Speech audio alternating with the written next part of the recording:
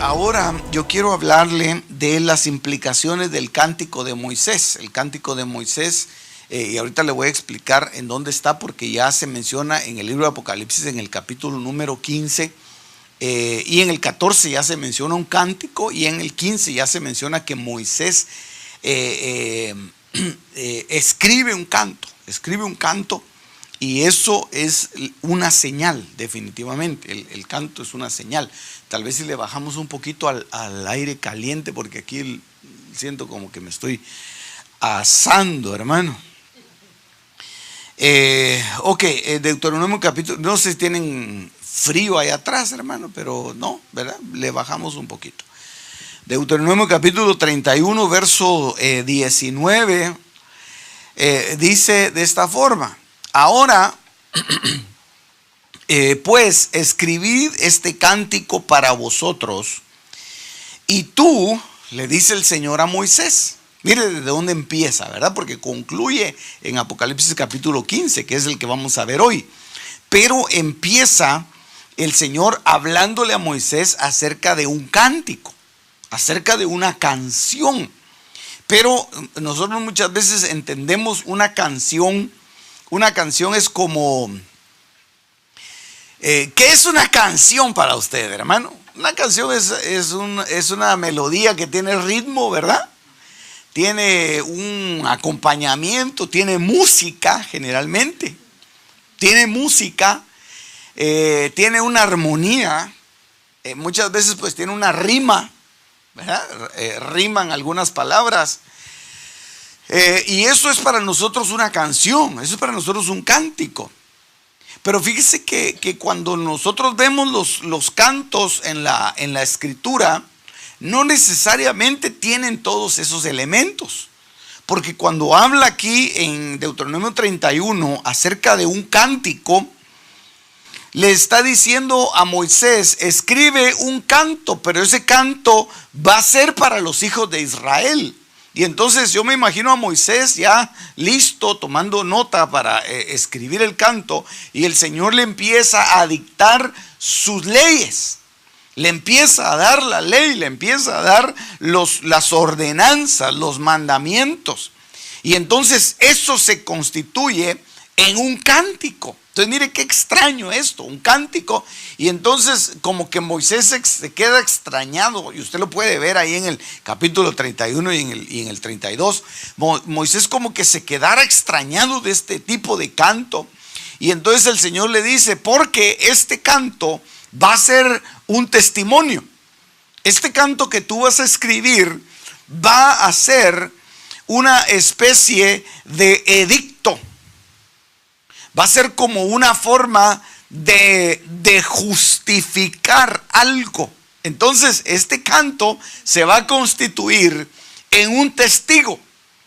Es decir, las palabras de este canto se van a constituir en un testigo en contra de Israel, porque yo ya sé lo que va a pasar con el pueblo de Israel. Y entonces Moisés empieza a escribir, y luego en el verso 22, siempre del capítulo 31, dice: y escribió Moisés este cántico aquel mismo día, y lo enseñó a los hijos de Israel.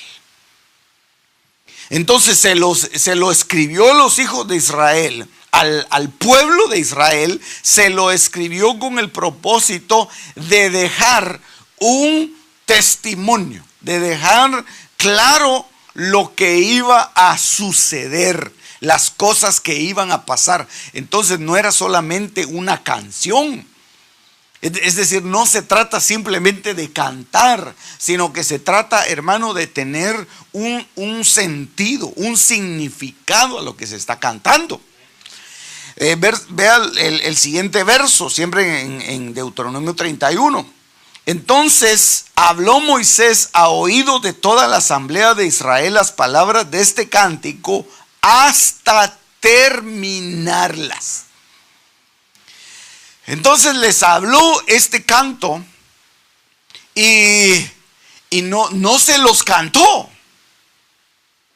Mire qué cosa más tremenda, porque es que muchas veces nosotros traemos como en nuestro subconsciente el hecho de que un canto debe de ser una composición bien elaborada. Pero por eso es, hermano, que no solamente la Biblia habla de cánticos, sino que la Biblia habla de salmos. La Biblia habla de himnos. Y eso, si quieres, lo vamos anotando acá, porque a veces es un poco difícil llevarlo todo en la mente, ¿verdad? Pero la Biblia habla, hermano, de los salmos. Y dice, cantando y hablando entre vosotros salmos. Entonces, los salmos se pueden cantar o se pueden hablar, dependiendo qué versión esté usted leyendo, pero la traducción se puede hacer cantar o se puede hacer hablar. ¿Por qué? Porque hay salmos que se hablan y no necesariamente se cantan. Entonces la Biblia habla de salmos, la Biblia habla de himnos. Aquí ya viene otra cosa, porque ya un himno ya es una melodía solemne. Habla también de cantos espirituales.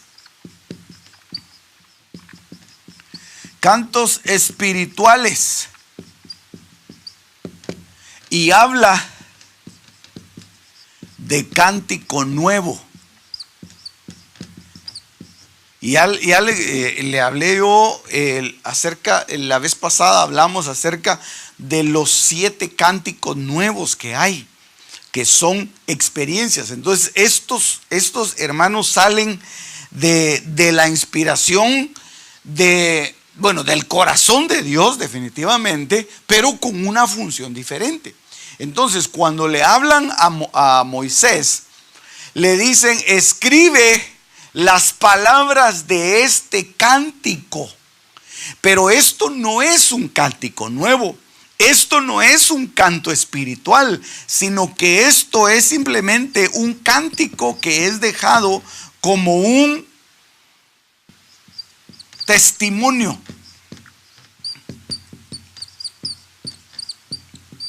Y esto es lo que tiene un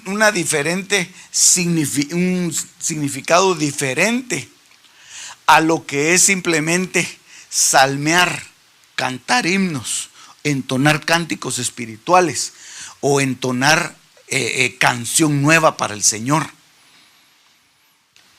Entonces, cada una de estas facetas de lo que es la alabanza y la adoración, todo esto va enmarcado dentro de lo que es alabanza y adoración. Alabanza, y pongámoslo así, ¿verdad? Y adoración. Tendríamos nosotros que entrar a considerar cada uno de estos aspectos. ¿Qué es un salmo? ¿Qué es un himno? ¿Qué es un canto espiritual? O sea, ¿a qué se está refiriendo la Biblia cuando habla de eso? Entonces, hermano, hay diferentes, facetas prácticamente de la alabanza y la adoración a Dios que pueden entonarse de diferente manera. Por eso es que cuando el Señor le da a Moisés este canto, le dice, escribe este cántico y dáselo al pueblo para que sirva como testimonio. Entonces, ese era un cántico de testimonio que iba a traer como consecuencia una justificación y un testimonio, ¿verdad? Aquí lo puse. Y ahorita es cuando la cosa se pone tremenda, hermano, porque cuando Moisés lo canta, o cuando Moisés se lo da al pueblo, él ya sabía que el pueblo se iba a desviar. Él ya sabía porque el Señor se lo había dicho. Escribe este canto, porque el pueblo, cuando tú te hayas ido, el pueblo va a ir en pos de los ídolos. El pueblo se va a ir a fornicar tras los ídolos. Y entonces este canto va a servir como testimonio para ellos. ¿Por qué? Porque va a venir, esta justificación va a venir a convertirse para ellos en un juicio. En un juicio. Y entonces por eso es que nosotros vemos en Apocalipsis capítulo 15 y en el verso número 3,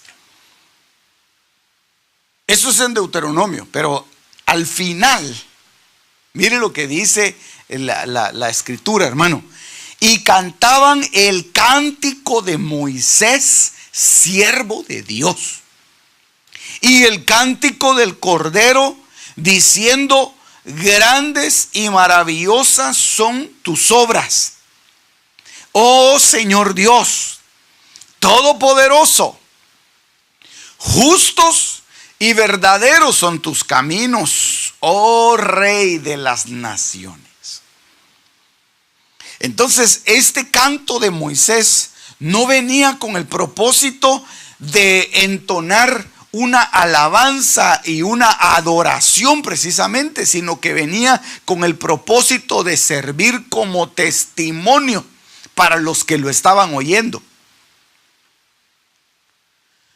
Porque iban a venir cosas tremendas. Y entonces, ahora si nosotros vamos a ver los cantos que hizo Moisés, vamos a encontrar que en el libro de los Salmos, él escribe un salmo tremendo, hermano. Bueno, de hecho, 2 salmos. Uno de ellos es el Salmo número 90 y el otro es el Salmo número 91. Y en el Salmo 91 hay 7 peligros. Hay 7 cosas que cubren ese salmo, que cubren ese cántico.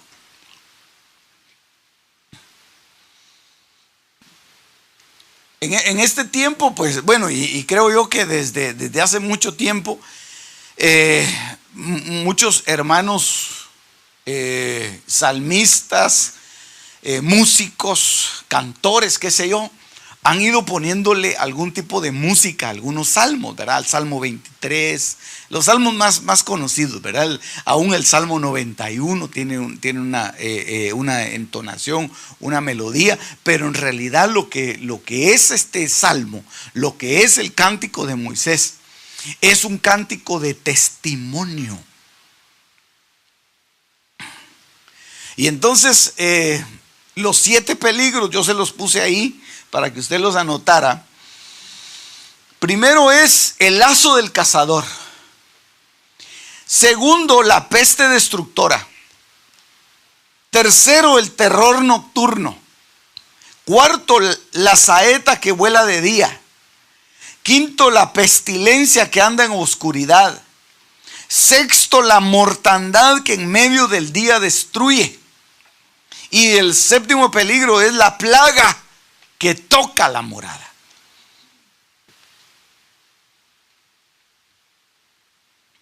Entonces mire, todo lo que hemos platicado, ahorita lo voy a ir redondeando un poco porque sé que no está fácil el asunto. Ahorita me voy a ir dando a explicar un poquito mejor. Porque Moisés, como siervo de Dios, era como el elemento que Dios iba a utilizar para marcar específicamente juicios sobre su pueblo. Y se recuerda que como el pueblo fue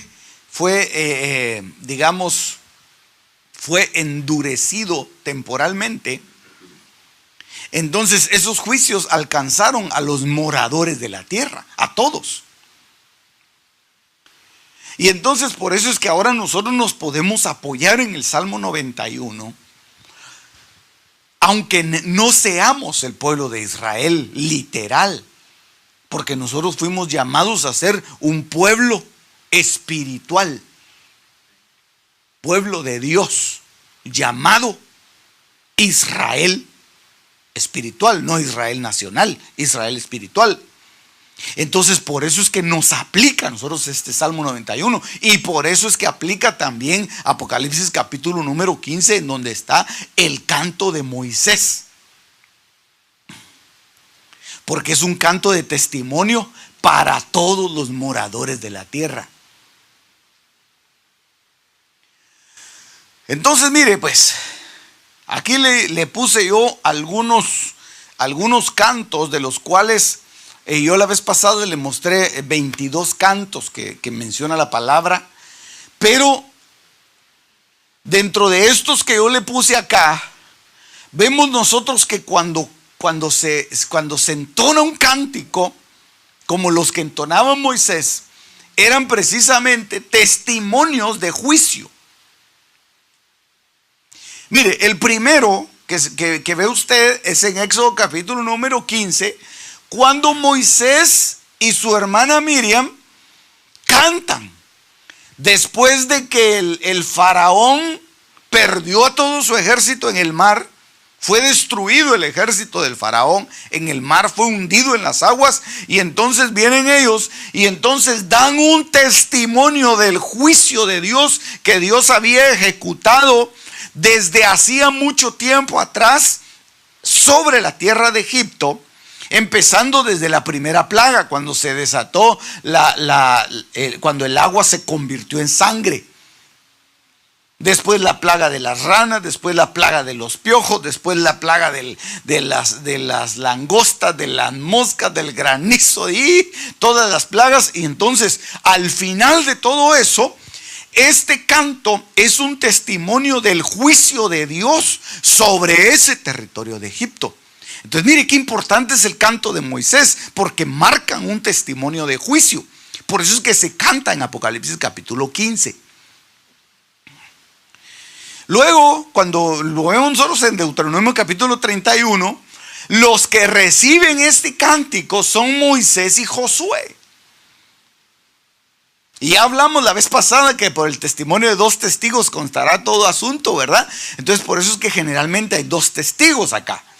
Entonces aquí ya lo analizamos en Deuteronomio 31, en donde viene y Moisés está dándole al pueblo un anuncio del juicio que iba a venir sobre ellos, porque ellos iban a endurecer su corazón. Y eso lo dice Deuteronomio 31.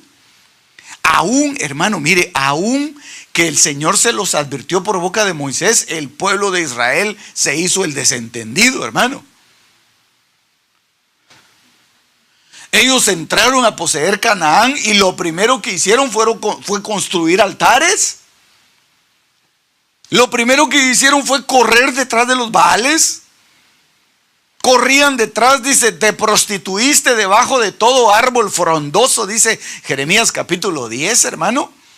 Entonces ellos corrían detrás de los ídolos, y este canto los estaba a ellos, les estaba dando un testimonio de lo que Dios les había dicho que iba a hacer. Aquí vemos también otro canto en Jueces capítulo 5, en donde Débora y Barak también cantan un testimonio de juicio similar al de Moisés, porque ahí fue cuando fue destruido Sísara y todo su ejército. Entonces Débora canta un canto y dice: este juicio cayó, de manera resumida, ¿verdad? Este juicio cayó sobre estos enemigos. Luego el canto de las mujeres, que también, primer libro de Samuel capítulo 18, ellas cantan para testificar de un juicio que vino sobre aquel gigante que se llamaba Goliat, y que David llegó, lo destruyó, y entonces las mujeres empezaron a cantar y empezaron a decir: Saúl mató a 1000, David a sus 10,000. Es un testimonio del juicio que vino sobre ese filisteo. Luego en el Salmo 90 y el Salmo 91 que es lo que yo le mostré ahí, los 7 peligros que menciona el Salmo 91, que también es un anuncio de los juicios, pero de los juicios que iban a venir más adelante. Por eso es que cuando se canta el cántico de Moisés, empiezan a desatarse el juicio de Dios, las 7 copas de la ira. Por eso es que son 7 peligros, por eso es que son 7 copas. Pero aquí hay otro canto tremendo, hermano, porque en Mateo capítulo 26, verso 30, el que lo canta, o los que lo cantan, son los discípulos y Jesús. ¿Por qué lo cantaron? Porque se iba a cumplir en Cristo, se iba a cumplir en la humanidad de Jesús, se iba a cumplir lo escrito en Isaías capítulo número 53. El castigo de nuestra paz fue sobre él. Él echó sobre sí nuestros pecados. Él cargó nuestras enfermedades. Es decir, que Él se hizo juicio por nosotros. Entonces, ese canto de la copa de la cena, después de ellos de haber tomado la copa, les estaba anunciando juicios. Por eso es que cuando vienen los juicios, en Apocalipsis 15 y 16, es cuando empiezan a darse a beber de las copas de la ira a todos aquellos moradores de la tierra, especialmente a Babilonia. Ok, luego en Apocalipsis capítulo 5, que eso lo vimos hace mucho tiempo, hermano, pero los que cantan acá son los seres vivientes y los 24 ancianos. ¿Por qué es un cántico de juicio? Porque en ese momento es cuando se establecen los tribunales para los juicios que iban a venir. Y yo se lo expliqué y le dije hay 7 juicios por venir. Y en Apocalipsis capítulo 5 se canta un cántico por los juicios que van a venir. Y entonces los primeros que son juzgados ahí son los nacidos de nuevo, los salvos, en donde se hace el bimá. Yo no le voy a repetir ese tema.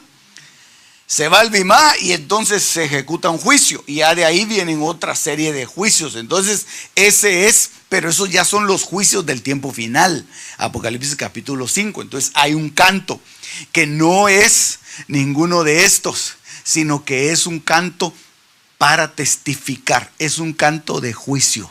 Por eso le puse ahí, canto de juicio.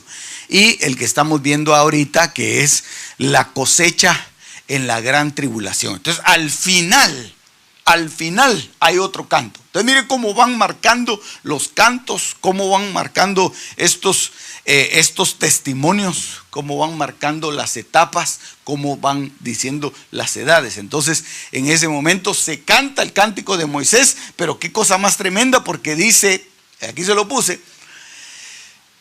y cantaban el cántico de Moisés, siervo de Dios, y el cántico del Cordero. ¿Cuál es el cántico del Cordero? El cántico del Cordero fue la copa que el Cordero tuvo que beber. Por eso es que, hermano, Moisés dijo en una oportunidad: Señor, no les quites la vida a este pueblo, mejor arráncame a mí, mejor quítame a mí, pero no toques a este pueblo. ¿Por qué? Porque él quería de alguna manera, hermano, que pasaran los juicios sobre él y no que pasaran sobre el pueblo. Entonces cuando viene Jesús, el diablo estaba confundido, porque el diablo sabía que el que iba a anunciar los juicios y el que los venía anunciando por tanto tiempo era Moisés. Y Moisés ciertamente tenía que venir. Por eso es que Moisés se le apareció a Jesús, se le apareció en el monte de la transfiguración. Ahí estaban Moisés y Elías. Entonces se sabía que iba a venir Moisés. Entonces lo que hizo el enemigo, hermano, es que trató de averiguar si el que había venido era Moisés o era otro. Y entonces dice Mateo capítulo 4, mire qué cosa más tremenda, hermano. Entonces Jesús fue llevado por el Espíritu al desierto para ser tentado por el diablo, y después de haber ayunado 40 días y 40 noches tuvo hambre. Y lo que pasó con Moisés fue en Éxodo 34, 28, que dice: él estuvo ahí con Jehová 40 días y 40 noches. No comió pan ni bebió agua. Nadie más había hecho el ayuno que Jesús hizo, solo Moisés. Y entonces por eso es que el diablo le preguntaba: si eres el Hijo de Dios, ¿quién eres? Y entonces dice: no bebió agua, no comió pan, escribió en las tablas las palabras del pacto, es decir, los 10 mandamientos. Entonces viene y la primera tentación es: si eres hijo de Dios, di que estas piedras se conviertan en pan. Eso daría la pauta de que los juicios que Moisés había anunciado se estaban por cumplir en ese momento en Jesús. ¿Por qué? Porque en Deuteronomio capítulo 8, verso 3, dice la palabra: te afligió, te hizo tener hambre, te sustentó con maná, comida que no conocías tú ni tus padres la habían conocido, para hacerte saber que no solo de pan vivirá el hombre, mas de todo lo que sale de la boca de Jehová vivirá el hombre. Eres hijo de Dios.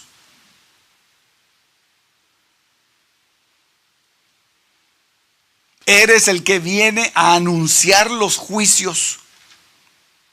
Recuérdese, hermano, que una de las características del enemigo, del diablo, que el Señor lo reprenda, es que él era uno de los guardadores de los misterios de Dios. Y entonces muchas de las cosas que van a suceder, el enemigo ya tiene conocimiento de eso. Por eso es que él puede venir con profecías falsas, es decir, profecías que sí se cumplen, pero con un propósito equivocado, como lo dice Deuteronomio 13, que si un profeta se presenta y se cumple la profecía, hay que esperar para ver cuál es la consecuencia de esa profecía, hacia dónde te lleva ese profeta, porque no es solamente de que se cumpla una profecía, porque hay un conocimiento, hermano, hay una presciencia que el diablo tiene. Y cuando el diablo cae, se recuerda que eso lo vimos, hermano, cuando hablamos de la caída, cuando él viene en Apocalipsis capítulo 10, capítulo 11, cuando se presentan los testigos y él ya está operando acá. Entonces dice que el diablo sabe que le queda poco tiempo. Entonces él sabe de alguna manera los tiempos. Entonces lo que hace aquí es que viene y le pregunta a Cristo, le pregunta a Jesús en ese momento, estaba encarnado, le pregunta: ¿tú puedes hacer lo mismo que hizo Moisés en el desierto? ¿Eres tú el que viene a anunciar el juicio en este tiempo? Y entonces usted sabe la respuesta. Después le lleva al pináculo, a la santa ciudad, y le puso sobre el pináculo del templo y le dice: si eres hijo de Dios, échate abajo, porque escrito está: a sus ángeles mandará acerca de ti, en sus manos te sostendrán, para que no tropieces con tu pie en piedra. Ese salmo lo había escrito el mismo Moisés. Salmo 91, pues a sus ángeles mandará acerca de ti, que te guarden en todos tus caminos, en las manos te llevarán, para que tu pie no tropiece en piedra. Entonces lo está probando, porque él sabe que cuando aparezca Moisés se terminó el tiempo. Y efectivamente, cuando aparece Moisés, Es decir, los seres que cantan en Apocalipsis capítulo 15, se terminó el tiempo. Ese es el tiempo final, ese es el juicio final. Y luego la última tentación le dice: otra vez le llevó el diablo a un monte muy alto y le mostró todos los reinos del mundo y la gloria de ellos, y le dijo: todo esto te daré si postrado me adorares. Y efectivamente, mire, Apocalipsis capítulo 15, que es el capítulo que estamos analizando, dice: cantaban el cántico de Moisés, siervo de Dios, y el cántico del Cordero, diciendo: grandes y maravillosas son tus obras, oh Señor Todopoderoso, justos y verdaderos tus caminos, oh Rey de las naciones, oh Señor. ¿Quién no temerá y glorificará tu nombre? Pues solo tú eres santo, porque todas las naciones vendrán y adorarán en tu presencia, pues tus justos juicios han sido revelados. Entonces, de alguna manera, hermano, estas tres tentaciones que le sucedieron a Jesús en su cuerpo físico iban relacionadas con el tiempo final, con el cántico de Moisés. Y el cántico de Moisés es el canto que va a anunciar el fin de un periodo. Por eso es que ya no vemos nosotros en Apocalipsis capítulo 15 que haya otra cosecha. Ahí se terminó el tiempo. Ahí lo que pasó es que vienen las plagas, viene la ira de Dios sobre los moradores de la tierra. Y los que se salvaron, y los que no van a perecer. Ahora entonces vea esto, la relación de las plagas. Esto está siempre en el capítulo 15, pero el verso 7.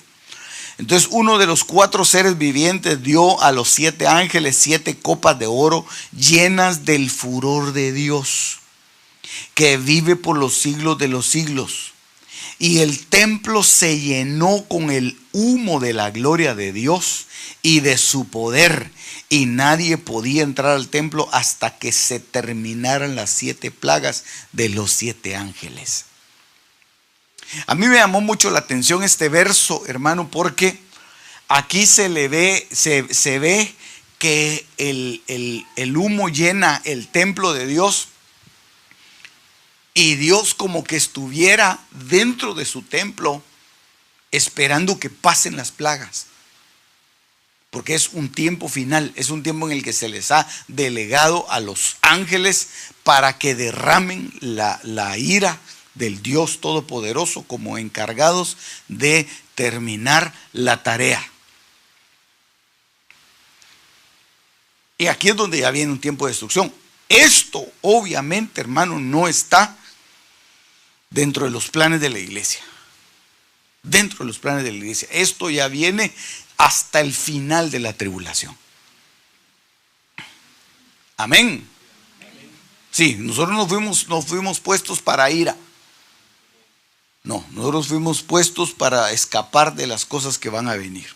Ok, Apocalipsis 16:2. Mire la primera plaga. Dice: el primer ángel fue y derramó su copa en la tierra, y se produjo una llaga repugnante y maligna en los hombres que tenían la marca de la bestia y que adoraban su imagen. Entonces, esto tiene mucha relación con lo que sucedió con el pueblo de Egipto y con Israel en el desierto también. Porque en Éxodo 9:10 se menciona de que tomaron la ceniza del horno, se presentaron ante Faraón, Moisés la esparció hacia los cielos y se formaron forúnculos que reventaron en úlceras en los hombres y en las bestias. Entonces, por eso mire qué importante es, hermano, la función de Moisés ahí. Por eso es que el cántico de Moisés, yo no sé, hermano, realmente cuál sería la plática que tuvo el Señor en el monte de la transfiguración con Moisés y con Elías, pero yo me imagino que iba relacionado con el juicio que iba a venir. Iba relacionado con el tiempo de gracia que se iba a abrir y que después iba a ser enviado de nuevo Moisés para terminar la tarea. Entonces mire esto. Apocalipsis capítulo 16, la primera plaga. La segunda plaga pareciera como que fuera coincidencia, hermano, como que fuera casualidad, pero la Biblia no tiene casualidades. El segundo derramó su copa sobre el mar, el cual se convirtió en sangre como de muerto, y murió todo ser vivo de los que están en el mar. Esto ya tiene usted en su mente la relación, porque eso sucedió en Éxodo 7:20. Y Moisés y Aarón hicieron así como Jehová había ordenado. Él alzó y golpeó con la vara las aguas que estaban en el Nilo ante ojos de Faraón y ante ojos de los siervos. Y todas las aguas que estaban en el Nilo se convirtieron en sangre. Esa es una de las cosas que va a pasar. Pero no solamente en la tierra de Egipto, sino que en toda la redondez de la tierra. Los mares, los ríos y las fuentes primero cae ajenjos. Se recuerda que cae ajenjo sobre las fuentes y las amarga, pero aquí ya no es así. Aquí lo que sucede es que se convierten en sangre. Literalmente. Apocalipsis 16:4, el tercero derramó su copa en los ríos y las fuentes de las aguas y se convirtió en sangre. Éxodo 7:21 dice, murieron los peces que habían en el Nilo y el río hedió. Y los egipcios no pudieron beber el agua del Nilo y hubo sangre por toda la tierra de Egipto. Es como que nosotros agarráramos el territorio de Egipto y lo comparáramos con todo lo que va a suceder en la tierra. Las cosas que van a venir sobre la tierra son plagas terribles, hermano. Por eso es que yo creo que nosotros estamos viviendo en un periodo maravilloso en el que lo que tenemos que hacer es ir por todo el mundo, predicar el evangelio a toda criatura, hermano, para que la casa se llene, no para que se llene una iglesia, una misión, sino para que la casa de Dios se llene y todos aquellos que andan perdidos se salven, porque las cosas que van a venir sobre el mundo son cosas desastrosas, son cosas terribles. Y ese tiempo ya se está acercando, hermano. Ese tiempo ya se está acercando. Imagínense, y solo echándome una pensada, ¿verdad? Que la iglesia fuera raptada en este momento. Quedan solamente 7 años para la consumación de estas plagas. Es decir, le quedaría muy poco tiempo a la tierra, hasta que haya una renovación. Porque tiene que venir la época milenial y tiene que venir todo eso, pero eso es ya después que ha pasado toda la destrucción, como lo que sucedió en el diluvio, que se hizo la destrucción y se repobló de nuevo la tierra. Ok, entonces el tiempo es corto. El tiempo es corto. El tiempo que la iglesia tiene, hermano, para predicar es corto. Entonces nosotros tenemos que aprovechar el tiempo. Dice Apocalipsis 16:8, el cuarto derramó su copa sobre el sol y le fue dado quemar a los hombres con fuego, y los hombres se abrazaron con el intenso calor. Blasfemaron el nombre de Dios que tiene el poder sobre estas plagas y no se arrepintieron para darle gloria. Hermano, es que ¿sabe qué pasa? Que el poder de arrepentimiento lo trae el Espíritu Santo. Él es el que nos conduce hacia el arrepentimiento. Pero en este momento nosotros vemos que no hay un Espíritu Santo que los conduzca al arrepentimiento. Entonces la gente, ni por más que suceda lo que suceda, yo creo que por eso es que el Señor viene y se refugia en su santo templo. Porque, hermano, Dios es amor. Dios, alguien lo dijo una vez y eso es muy cierto. Dios no tiene amor, Dios es amor. Y entonces cuando ya toca el tiempo de la destrucción, hermanos, si Él, para que nosotros no fuéramos consumidos, envió a su Hijo Jesucristo, y su Hijo Jesucristo predicó y enseñó, y cuando Él se fue, delegó al Espíritu Santo y nos dio un periodo de gracia maravilloso, hermano, en el cual nosotros podemos alcanzar, y todo aquel que quiera y que corra hacia el Señor va a encontrar la salvación, hermano. Todo el que creyere y fuere bautizado, dice la Biblia, será salvo. Pero eso es en este tiempo. Cuando eso se termine, es decir, todas las oportunidades que se le dio, todas las oportunidades, entonces viene y se entona el cántico de Moisés y sirve de testimonio, y entonces el Señor se hace a un lado y entonces vienen los juicios. Ya no hay una extensión, ya no hay otra mano de ayuda. ¿Quién va a salvar a la humanidad? El cordero no puede ser sacrificado 2 veces.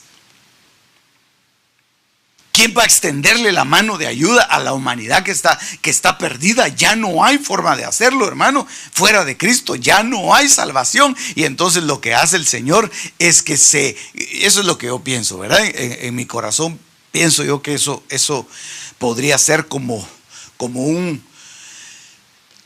que Dios se refugiara en su templo mientras vienen los juicios finales sobre aquellos que han escogido pasar por esos tormentos. Y el pueblo, dice, comenzó a quejarse en la adversidad a oídos del Señor, y cuando el Señor lo oyó, se encendió su ira. El fuego del Señor ardió entre ellos, consumió un extremo el campamento. Entonces clamó. Entonces aquí viene una plaga de fuego, pero lo que yo le quería transmitir acá, hermano, es que cuando Faraón fue confrontado por Moisés y por Aarón, no tuvo el poder de arrepentirse ni de retractarse. Endureció su corazón. Y mire qué cosa más tremenda. Lo endureció y lo endureció y lo endureció, hasta que el Señor dijo: no, ahora yo se lo voy a endurecer. Si eso es lo que quiere, yo se lo voy a endurecer. Entonces no tiene potestad de arrepentirse. Es como Judas no tenía la capacidad de arrepentirse. Muy bien. Apocalipsis capítulo 16, verso 10. Vea lo que es la quinta plaga. El quinto ángel derramó su copa sobre el trono de la bestia, y su reino se quedó en tinieblas. Y se mordían la lengua de dolor. Es que solo de ver, hermano, las plagas que se van a desatar sobre esta tierra, realmente da miedo, hermano. Da miedo, da temor. Entonces el Señor dijo a Moisés: extiende tu mano hacia el cielo para que haya tinieblas sobre la tierra de Egipto. Qué hombre más tremendo Moisés, hermano. Qué hombre más impresionante. En toda la escritura está Moisés. En todos lados encuentra usted referencias a Moisés, y el Señor defendiendo a Moisés, el Señor hablando cara a cara con Moisés, el Señor enseñándole a Moisés la ley, el Señor llevando a Moisés a otra dimensión, el Señor, hermano. Y por eso es que el único cuerpo que se peleó el diablo, ¿sabe cuál fue el único cuerpo que el diablo quería tener? El cuerpo de Moisés, hermano. Porque él sabía que al aparecer Moisés venían los juicios. Entonces lo peleó, lo fue a buscar, hermano, para donde estaba. Pero el Señor lo guardó. El Señor apartó ese cuerpo y lo dijo: no. No es solamente porque el pueblo vaya a ser un ídolo de Moisés, no, sino que es porque el diablo lo va a necesitar para que no le llegue su juicio. Entonces aquí dice: extendió Moisés su mano hacia el cielo, hubo densas tinieblas en toda la tierra de Egipto por 3 días. Tinieblas tales, dice aquí, que pueden palparse. Entonces, eso fue como una pequeña muestra en Egipto de lo que iba a suceder en todo el mundo. Por eso es que Dios preparó a Moisés. Dios lo preparó de una manera impresionante, hermano. 40 años en Egipto. Luego 40 años cuidando las ovejas de Jetro, que no eran ni suyas. Y después 40 años en el desierto, hermano. Es decir, que Moisés ya 120 años. Y en el Salmo 90, Moisés dice que los más robustos, si bien les va, llegan a 80 años, dice él. Imagínense, hermano, imagínense que Moisés vivió 120 años y escribe ese salmo y dice, llegan a 80. Es decir, que Moisés lo que estaba haciendo, hermano, estaba diciendo, yo me salgo de ese patrón, yo me salgo de ese parámetro. Porque Dios tiene un plan especial para mí. Tal vez él ni siquiera lo sabía, pero Dios sí sabía que tenía un plan especial para Moisés. Pues que lo sacó, le dio 40 años más. Aleluya. Así queremos ser nosotros como Moisés, ¿verdad? Aleluya. Y detrás de eso, sí, detrás de eso, hermano, imagínense. Los fariseos refugiándose en Moisés. Los fariseos hablando de Moisés no conocían ni siquiera de lo que estaban hablando. Es que Moisés nos dijo, ay Dios. En primer lugar, yo creo que a ellos deberían de haberles lavado la boca con jabón cada vez que mencionaban el nombre de Moisés, hermano. Un hombre tan tremendo, no lo podían mencionar de esa forma. Por eso es que cuando aquellos hombres afrentaron a Moisés, la tierra se los tragó. Vivos descendieron al Seol. Era un hombre fuera de serie. Otro nivel. Ok, el sexto ángel derramó su copa sobre el gran río Éufrates y sus aguas se secaron para que fuera preparado el camino. Ok. Y luego en Éxodo capítulo 14, mire lo que sucede cuando Moisés va a atravesar el mar. Extendió Moisés su mano sobre el mar y el Señor, por medio de un fuerte viento solano que sopló toda la noche, hizo que el mar retrocediera. Y cambió el mar en tierra seca y fueron divididas las aguas. Entonces esto ya se había dado. Es decir, las plagas de alguna manera ya estaban profetizadas en todo lo que sucedió en Egipto. Todo lo que le sucedió. Por eso es que Moisés, hermano, al salir del otro lado, lo primero que hace, entona un cántico. Un cántico de juicio.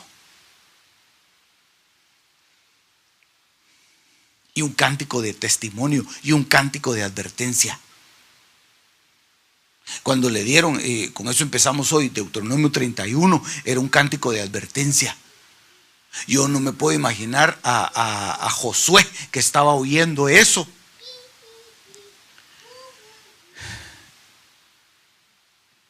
Impávido. Oyendo lo que iba a hacer el pueblo.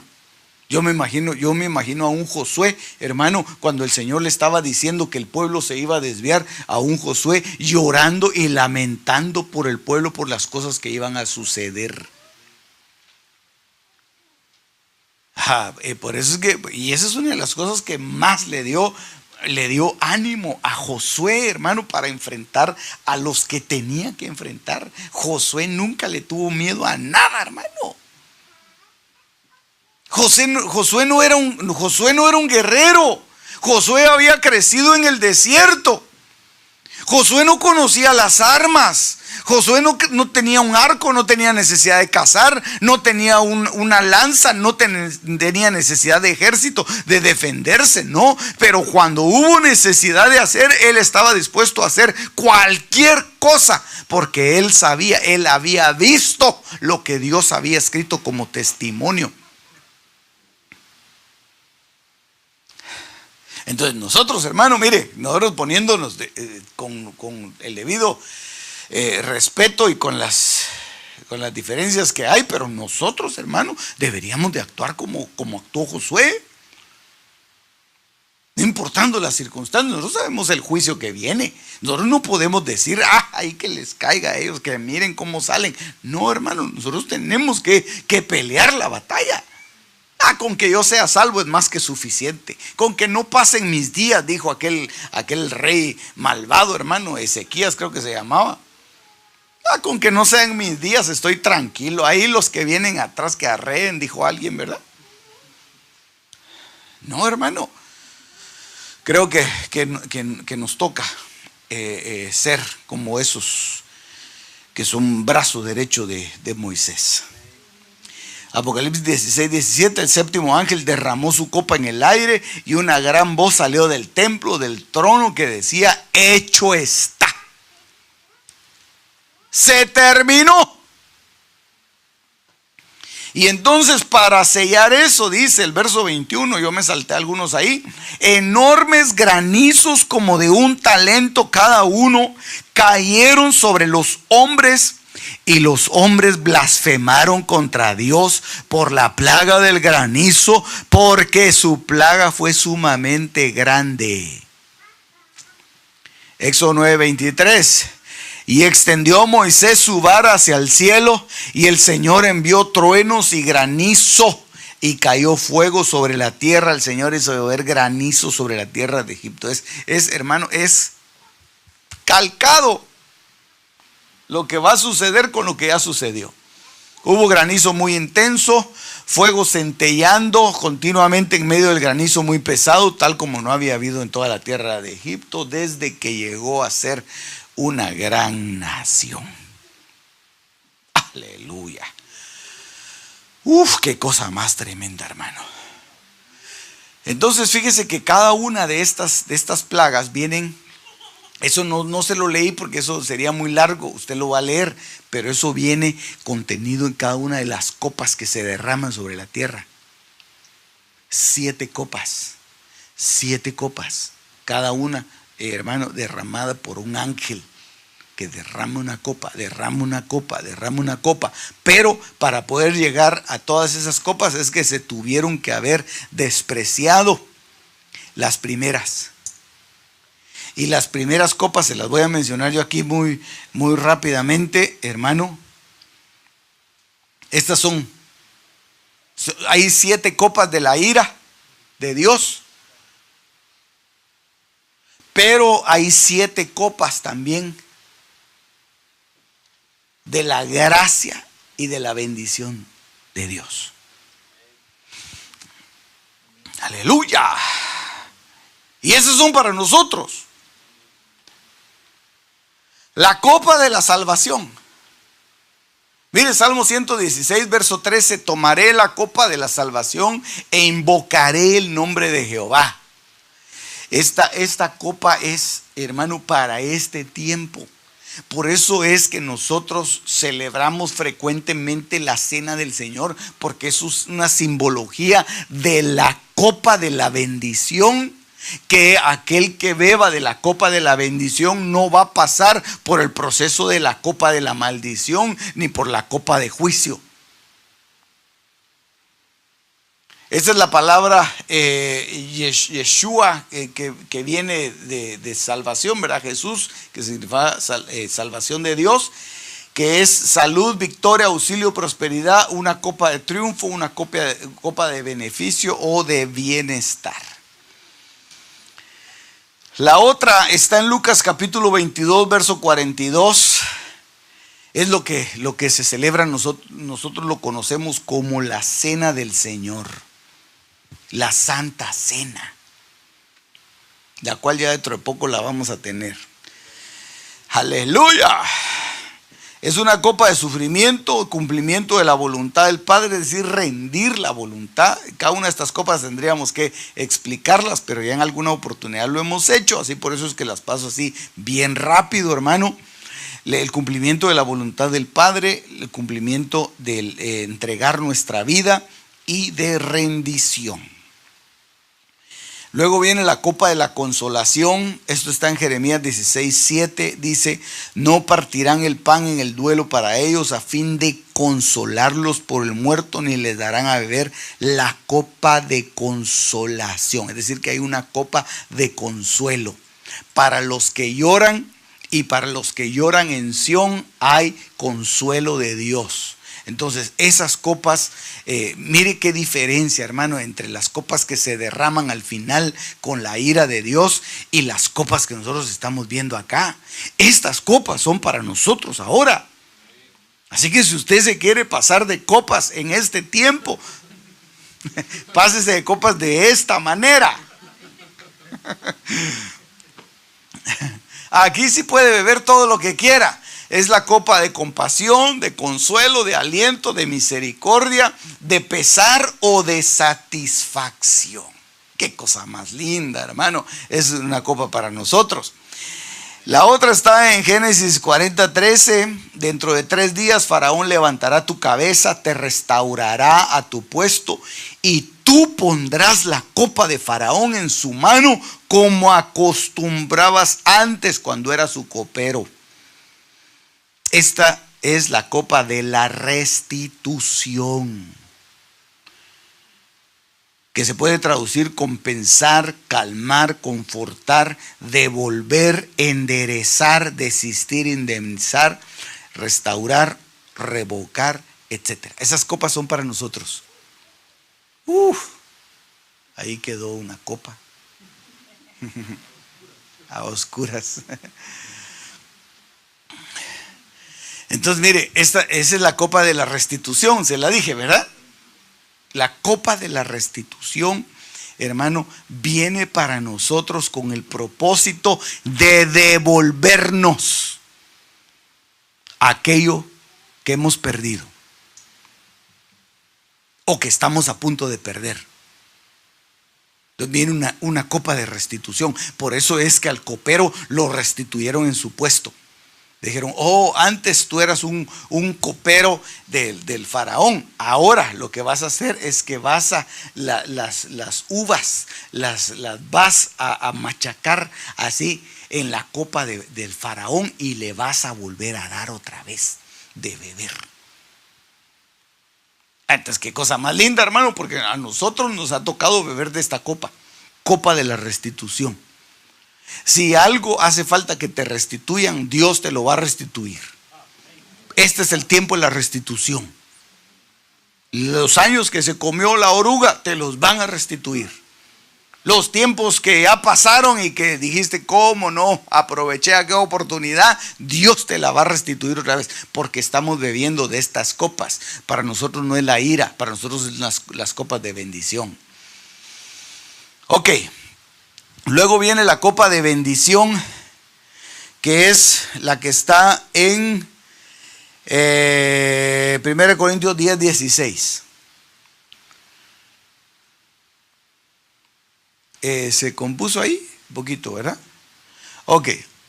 1 Corintios 10:16, la copa de bendición que bendecimos no es la participación en la sangre de Cristo. Entonces esa es la copa de prosperidad, la copa que trae dones espirituales, la copa de la generosidad, de regalos, la copa de donde vienen los presentes, los regalos, las dádivas de Dios. Esa es la copa de bendición. Si usted se da cuenta, todas estas copas vienen contenidas en una sola, que es la sangre de Cristo.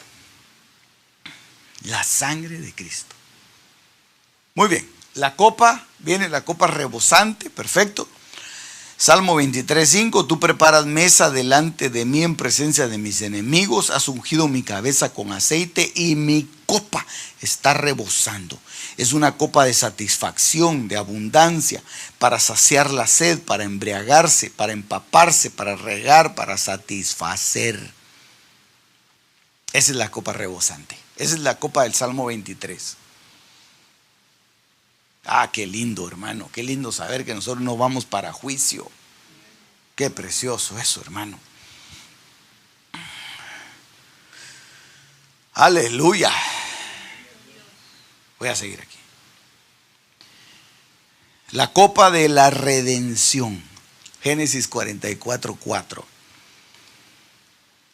Dice: levántate, sigue a esos hombres y cuando los alcances diles: ¿por qué habéis vuelto mal por bien? ¿Por qué habéis robado mi copa de plata? La plata es un elemento que significa redención. Es una copa de rescate, de separar algo, de liberarlo, de preservarlo o de salvarlo. Es una copa de salvación. Aleluya. Entonces, estas copas son para nosotros. Luego que se le han dado las copas a la humanidad, al final queda una última copa. Y de esta vamos a hablar el próximo miércoles, que es la copa para Babilonia. Apocalipsis 16:19, la gran ciudad quedó dividida en 3 partes y las ciudades de las naciones cayeron y la gran Babilonia fue recordada delante de Dios para darle el cáliz del vino del furor de su ira. Entonces, la caída de Babilonia se da, hermano, la caída final, porque Babilonia empieza a caer desde el momento en el que se emite un juicio contra ella. Cuando un ángel sale avisando y dice: cayó, cayó, ahí se está anunciando el juicio de Babilonia, y termina de caer cuando ya le dan a beber del cáliz del furor de la ira de Dios. Entonces ahí ya se elimina al falso profeta, ya se elimina al anticristo, y después al diablo se le encadena por un tiempo, después lo sacan y lo meten al lago de fuego, en donde ya habían metido a los 2 anteriores. Muy bien, entonces